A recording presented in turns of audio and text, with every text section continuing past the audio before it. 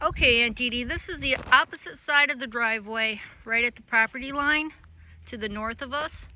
This is the ditch that Gerard had dug to help water coming from the north of us.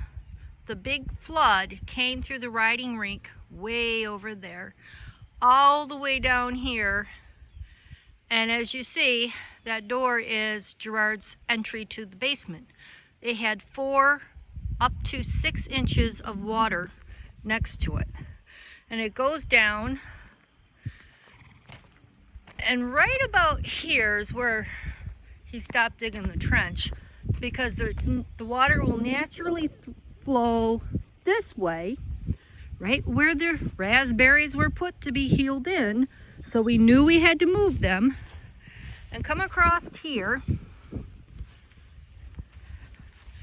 where he's got a drive through where he can drive the tractor through the creek or the lawnmower. It's a compact tractor with an overgrown lawnmower deck.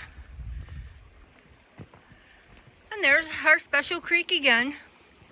And also, we were having a conversation and I had to leave real quickly. You see those fence posts? They make a nice barrier to hold back the bank. Gerard had walked out and he goes, I'm going to go put up the fence posts. And those are what he was putting in, tying them in with the fence posts to hold them back. You know, just drive them into the bank to keep them there when the water comes. You can see my compost pile in the back, which is made up of all the horse manure that is rotted down to dirt. It's kind of where the owners before us put the manure from 11 horses.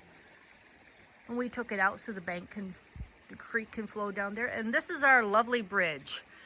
The wooden part is what a flood at Christmas time picked up and moved. So we put it to use on that.